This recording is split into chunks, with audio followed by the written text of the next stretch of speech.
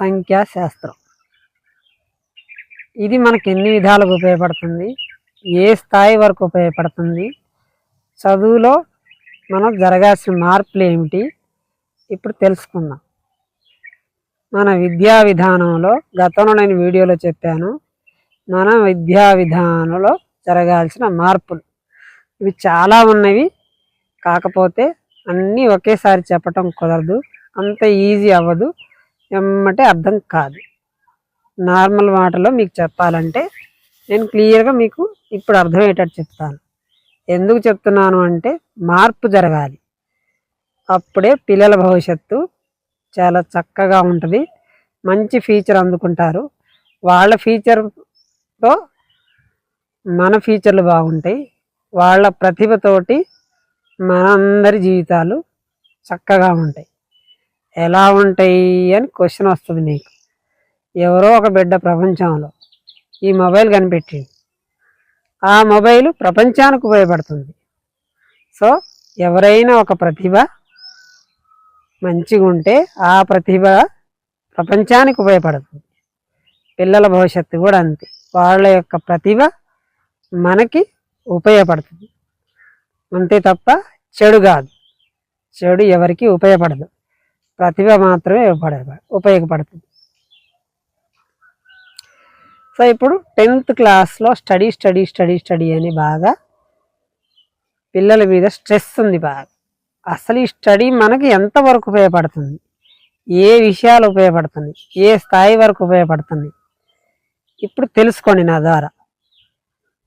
ఇప్పుడు నేను చెప్పే మాట ప్రపంచం వింటుందన్న సంగతి నాకు తెలుసు, ప్రపంచం వింటుందన్న సంగతి నాకు తెలుసు. వాళ్ళు క్వశ్చన్ వేసినా నేను ఆన్సర్ ఇవ్వగలను, ఆ రియాలిటీ నాలో ఉంది. ఇది మీరు కాపీ కొట్టినా మీరు ఆన్సర్ ఇవ్వలేరు, ఇది ఎక్స్పీరియన్స్ వాళ్ళకి మాత్రమే తెలుస్తుంది. చెప్తాను, ఒక్కసారి వినండి, వింటే మీకు వచ్చే నష్టం ఏమీ లేదు, తెలుసుకుంటే ఫ్యూచర్ ఉంటుంది. సంఖ్యాశాస్త్రం ఇది మనకి 10th క్లాస్లో ఉంటుంది. సరే దీన్ని నేర్చుకున్నారు, అయిపోయింది. ఇప్పుడు ఇది ఎన్ని విధాలుగా ఉపయోగపడుతుంది, ఎక్కడెక్కడ దాకా ఉపయోగపడుతుందో ఇప్పుడు ఒకసారి వినండి. ఎస్ఐ గారిని అడుగుదాం, ఒక మండల్ లెవెల్లో ఉన్న ఎస్ఐ గారిని వెళ్ళి, సార్ నేను అడుగుతాను, సార్ మీకు ఈ 10th క్లాస్లో సంఖ్యాశాస్త్రం మీరు నేర్చుకున్నారు కదా, ఈ నేర్చుకున్న సంఖ్యాశాస్త్రం మీకు ఇప్పుడు ఉపయోగపడుతుందా? ఏమంటారు ఆయన? నాకు ఉపయోగపడదు అంటారు. ఎందుకు ఉపయోగపడదు? అది ఆయన దగ్గర లేదు ఆన్సర్, నేను చెప్తే అది కూడా. ఆయన నిత్యం సమస్యలు వస్తాయి, గొడవలే వస్తుంటాయి, సమస్యలు సొల్యూషన్ చేయాలి, లెక్కలు చేసే టైం ఆయనకి లేదు, ఆ స్థాయిలో ఉపయోగపడదు. మండల స్థాయిలో కూడా ఈ లెక్కలు ఉపయోగపడవు. పోనీ మండల తహసీల్దార్ దగ్గరికి వెళ్ళి అడుగుదాం, ఈ లెక్కలు ఉపయోగపడతాయా నేర్చుకున్న సంఖ్యాశాస్త్రం? అక్కడ ఆయన లెక్కలు చేసే టైం లేదు, అసలు అవసరం ఆయన జీవితాంతం వర్క్ చేసినా ఆ లెక్కలు అవసరం లేదు. ఆయనకి ఏమున్నాయి ఆయన పరిధిలో? ఆయనకు సంబంధించిన మెయిన్ పబ్లిక్ అవసరాలకు సంబంధించినవి మాత్రమే ఆయన చేయగలుగుతారు. అవే లైఫ్ లాంగ్ ఆయనకు ఉంటుంది, ఆ పోస్ట్లో ఆ లైఫ్ లాంగ్ అవే జరుగుతాయి. ఈ సంఖ్యాశాస్త్రంతో జరగదు. సరే ఎండి గారి దగ్గరికి వెళ్దాం. ఎండి గారి దగ్గర ఏమున్నాయి? సంఖ్యాశాస్త్రం ఉపయోగపడుతుందా? ఉపయోగపడదు. ఆయన మొత్తం సర్వీస్ అంతా ఎండిఓ అయిపోయిన తర్వాత కూడా ఈ సంఖ్యాశాస్త్రం ఉపయోగపడుతుందా? ఉపయోగపడదు. మరి ఆయనకు వచ్చే సమస్యలు ఏంటి? అన్ని అభివృద్ధికి సంబంధించిన సమస్యలు ఉంటాయి, వాటిని సొల్యూషన్ చేయడమే ఆయనకు సరిపోతుంది, ఆ జీవితం అంతా సరిపోద్ది. ఈ సంఖ్యాశాస్త్రం అక్కడ ఉపయోగపడవు. మండల స్థాయిలో ఒక ఎండిఓ గారికి కూడా ఉపయోగపడవు ఇవి. సరే ఎంఈఓ గారి దగ్గరకు వద్దాం. వీళ్ళు ఎడ్యుకేషన్ విధానమే, వీళ్ళ నుంచే వస్తుంది. సరే ఎంఈఓ గారి పరిధి పని ఏంటి?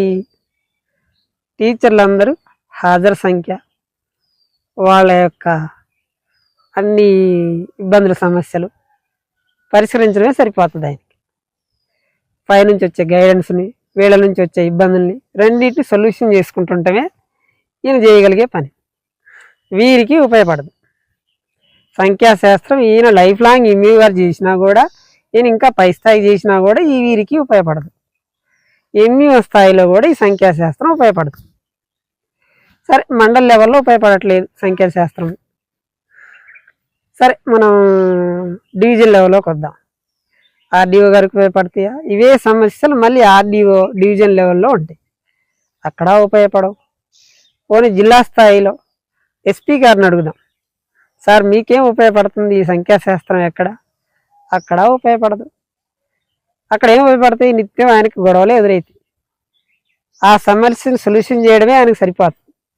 ఆయన లైఫ్ లాంగ్ సర్వీస్ అంతా అందులోనే సరిపోద్ది. సరే కలెక్టర్ గారి దగ్గరకు వద్దాం. ఈయన దగ్గరికి ఏం వస్తాయి?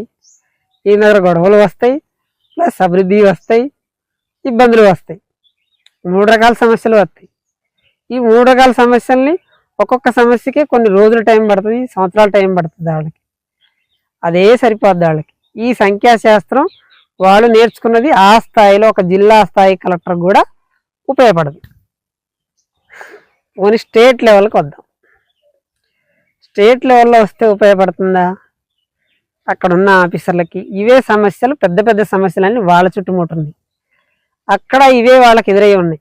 చిన్న సమస్యలు వీళ్ళతో పరిష్కారం అయితే పెద్ద సమస్యలు వాళ్ళతో ఉంటాయి. మరి నేర్చుకున్న సంఖ్యాశాస్త్రం ఎక్కడుంది? అక్కడ ఆ స్థాయిలో కూడా ఉపయోగపడుతుంది. అంటే రాష్ట్ర స్థాయిలో కూడా ఉపయోగపడుతుంది. ముఖ్యమంత్రి గారిని అడుగుదాం, మనని పరిపాలించే ముఖ్యమంత్రి గారిని అడుగుదాం. నేను ముఖ్యమంత్రిని అంటున్నానండి, ఈ ముఖ్యమంత్రి ఎవరైనా ఉండవచ్చు. ఇవాళ వీరుంటే ఇంకొకరు ఉంటారు, ఇంకొకరు ఉంటారు. ఎవరున్నా సరే ముఖ్యమంత్రి స్థాయి, నేను చెప్తుంది ముఖ్యమంత్రి స్థాయి. ముఖ్యమంత్రి స్థాయిలో ఉపయోగపడుతుందా ఈ సంఖ్యాశాస్త్రం లెక్కలు? ఏం ఉపయోగపడతాయి ఆయనకి? ఆయన చేయగలిగే పనులు ఏముంటాయి? ఉన్న సమస్యలు ఎన్ని? బడ్జెట్ ఎంత? పంచాల్సింది ఎంత? చేయాల్సింది ఎంత? ఈ సమస్యలోనే ఉంటారు. ఈ డిస్కషన్ తోటే ఆయనకు ఉన్న కాలం 10 కాలం సరిపోద్ది. దీనికే 33 పేజీలు వస్తాయి. ఆయన ఒక పని చేయాలనుకుంటే దాని మీద రాజకీయ విమర్శలతోటే సగం కాలం గడిచిపోద్ది. ఆయన చేయాల్సిన పని కూడా అక్కడ ఆగిపోద్ది. దాంతో పబ్లిక్ విమర్శలు, ఆయన పనులు ముందుకు రాక మళ్ళీ ఆ ముఖ్యమంత్రి మారటం, మళ్ళీ ఇంకో ముఖ్యమంత్రి మారటం, ఇవే జరుగుతుంటాయి. ఈ సంఖ్యాశాస్త్రం చేసే టైం ఆ ముఖ్యమంత్రి స్థాయిలో కూడా లేదు. సరే ముఖ్యమంత్రి స్థాయిలో లేదు, దేశ స్థాయికి వెళ్దాం. దేశ స్థాయిలో రాష్ట్రపతి గారిని అడుగుదాం. రాష్ట్రపతి గారు, మీకు ఈ సంఖ్యాశాస్త్రం ఉపయోగపడుతుందా? మీ స్థాయిలో ఇది చేసే స్థానం ఉందా మీకు? అక్కడే ఉంటుంది. ఇవే సమస్యలు అక్కడ ఉంటాయి. వాళ్ళ లెవెల్కి వచ్చేసరికి చాలా పెద్ద సమస్యలు ఉంటాయి. సమస్యలు వాళ్ళు పరిష్కరించే పనిలోనే ఉంటారు. అవి పూర్తి కావు వాళ్ళకి. ఒక సమస్య తెలిస్తే అది వాళ్ళకి తెలుసు, కానీ ఆ సమస్య పరిష్కారంలోకి రావటం అంత ఈజీ అవ్వట్లేదు. ఉన్న పుణ్యకాలం కాస్త, ఉన్న 5 ఏళ్ళు కాస్త గడిచిపోద్ది వాళ్ళకి. పోనీ ప్రధానమంత్రి, పబ్లిక్తో ఎన్నుకున్న ప్రధానమంత్రి గారిని అడుగుదాం. నేనే అడుగుతాను స్వయంగా, సార్ మీరు నేర్చుకున్న సంఖ్యాశాస్త్రం మీకు ఉపయోగపడుతుందా ఇప్పుడు ఈ స్థాయిలో? ఏమంటారు? ఆయనకి ఎంత ఉపయోగపడుతుందో మాకు ఇక్కడ కనబడుతుంది, నాకు స్పష్టంగా కనపడుతుంది. ఆయన చేసే పనులు ఏంది, ఆయనకు ఉపయోగపడుతుంది ఏంది? ఆయన ఏమైనా ఇంజనీర్ స్థాయిలో లెక్కలు చేసుకుంటూ ఉండే పరిస్థితిలో ఉన్నారా? లేరు. అలా జరగదు. ఆయనకేంటి, నిత్యం సమస్యలు వస్తాయి. సమస్యలకు పరిష్కారం ఏంటో తెలుస్తుంది ఆయనకు కూడా, కానీ పరిష్కారం అమల్లోకి రావడానికి అంత ఈజీ కాదు. అక్కడ జరగవు. ఈ సంఖ్యాశాస్త్రం డైరెక్ట్గా ఆయన చేసే స్థాయి కూడా లేదు.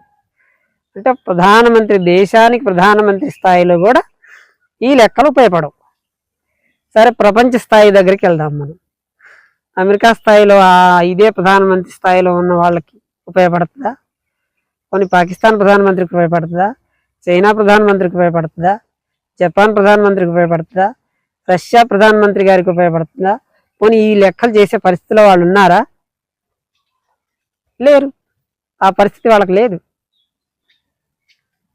ఆ స్థాయిలో, ప్రపంచ స్థాయిలో ఉన్న వాళ్ళు, ప్రధానమంత్రి స్థాయిలో ఉన్న వాళ్ళకు కూడా ఈ సంఖ్యాశాస్త్రం ఉపయోగపడదు. సరే ప్రపంచ ఐక్యరాజ్య సమితి అధ్యక్షుడు నేను అడుగుతాను స్వయంగా. ఆయన డైరెక్ట్ అంటే నాకు పర్మిషన్లు ఉండవు, అంత దూరం నేను బాగాలేను, అడగటం నా వల్ల కూడా కాదు. వాళ్ళు అడిగినా నేను ఆయనకి చిన్న స్థాయిలో ఉంటాను కాబట్టి నన్ను ఆయన కేర్ తీసుకోలేరు. నేను ఈ వీడియో ద్వారా మీ అందరికీ తెలియపరిచి మీరు అడగండి, మీరు తెలుసుకోండి. ఐక్యరాజ్య సమితి అధ్యక్షుడిని నేను అడుగుతాను. సార్ మీకు మీ క్లాస్లో 10th బేస్గా ఉన్నప్పుడు మీకు ఐక్యరాజ్యసమితిలో ఈ స్థానంలో మీరున్న మీకు ఈ లెక్కలు ఉపయోగపడుతున్నాయి సంఖ్యాశాస్త్రం. ఆయనకి ఎందుకు ఉపయోగపడతాయి? ఆయనకి ఉపయోగపడవు. ఆయన ఏం చేస్తారు? దేశాల మధ్య గొడవలు ఉంటే సమన్వయం చేయటమే ఆయన పని. అంతే తప్ప ఈ సంఖ్యాశాస్త్రం రాసుకుంటా కూర్చుంటా చేసుకుంటే పరిస్థితి ఆయనకు లేదు, ఉండదు. ఆయన సర్వీస్ అయిపోయినంత వరకు కూడా ఆయనకు ఉండదు. సో మనకి విద్యా విధానంలో జరగాల్సిన మార్పు గురించి తెలుసుకోవాలని నేను చెప్పాను. ఈ లెక్కలు ఉపయోగపడే లెక్కలు చాలా ఉన్నాయి. మన విద్యా విధానంలో ఉపయోగపడని చాలా లెక్కలు ఉన్నాయి. ఇప్పుడు ఇవి నేర్చుకుంటే ఏమొస్తుందో నాకు తెలుసు, అది నేను తర్వాత చెప్తాను. ఇది ఎక్స్పర్ట్కి మాత్రమే అర్థమవుతుంది. నేను చెప్పిన మాటలు ఇది నార్మల్ లెవెల్లో ఉన్న వాళ్ళకి అర్థం కాదు. మీడియం లెవెల్ పీపుల్కి ఏదో అర్థమైనట్టే ఉంటుంది కానీ కన్ఫ్యూజన్ ఉంటుంది. లో స్థాయి ఉన్న వాళ్ళకి ఏదో చెప్పిండ్రా అనుకుంటారు. హై స్థాయి ఉన్న వాళ్ళకి క్లారిటీ వస్తుంది, బట్ దాని మీద నిర్ణయం తీసుకోలేరు. సో ఇలాంటి మార్పులో నిర్ణయం తీసుకోవాలంటే ఒక ఎడ్యుకేషన్ డిపార్ట్మెంటు, ఒక ముఖ్యమంత్రి గారి లెవెల్లో ఇది వాళ్ళు డిస్కషన్ చేస్తే తప్ప అది అమల్లోకి రాదు. దాన్ని మాత్రం సాధ్యపడదు. ఇది నార్మల్ పీపుల్కి జరిగేది కాదు. ఇది నార్మల్ స్థాయిలో ఉన్న వాళ్ళకి జరగదు అమలు. అది ఆ స్థాయిలో జరిగితేనే మిగతా వారందరూ కూడా అది మార్పు జరుగుద్ది. సో ప్రపంచ దేశాలు ఇప్పుడు నేను చెప్పిన మాటని గ్రహిస్తాయి, మార్పు తొందరగా గ్రహిస్తాయి. అవి మనం గ్రహించం. మనం ఏంటంటే డిస్కషన్ ద్వారా గ్రహించాలి. అది మంచిదే, కానీ ఇప్పటికైనా మనం మార్పు కరెక్ట్గా ఉందా లేదా తెలుసుకొని గ్రహించడం వల్ల మంచి ప్రయోజనం ఉంటుంది. పిల్లలకు మంచి భవిష్యత్తు ఉంటుంది. వాళ్ళ మంచి భవిష్యత్తుతో మంచి సమాజాన్ని మనం నిర్మించుకున్న వాళ్ళం అవుతాం. సో ఇంకా చాలా ఉన్నాయి టాపిక్స్, మళ్ళీ నెక్స్ట్ వీడియోలో చెప్తాను. ఒకేసారి అన్నీ చెప్పడం సాధ్యపడదు. సో నెక్స్ట్ కూడా పాస్ ఫెయిల్ ఎంతవరకు అవసరం, అసలు పాస్ ఫెయిల్లో ఉన్న ప్రయోజనం ఎంత, ఇది నేను తర్వాత మీకు వీడియోలో చెప్తాను. ఇంకా చాలా ఉన్నాయి టాపిక్స్. అందరు మంచి మాటలు మంచి భవిష్యత్తు కోసం ఉంటాయి, చెడు మాటలు చెడిపోతాం. సో చెడు మాటలు అవసరం లేదు. చెడుకు మంచి భయపడొద్దు, మంచికి చెడు భయపడాలి. ఇది నేను కోరుకోవటం కాదు, ఇదే పద్ధతిలోనే ఉంటాను నేను కూడా. నేను చెడుకు భయపడను, మంచికి మాత్రమే భయపడతా. ఓకే, అందరూ అట్లే ఉంటేనే మనకు మంచి దక్కుద్ది, మంచి ఫలితాలు ఉంటాయి, మంచి ఫ్యూచర్ ఉంటుంది. సో గైస్, మీరు తెలుసుకోవాలి, మంచి ఫ్యూచరు పిల్లలకు అందించాలని చిన్న ఆశ. సో లైక్, షేర్, సబ్స్క్రైబ్ నొక్కండి. మంచి సమాజంలో బతకాలని అందరం కోరుకుందాం.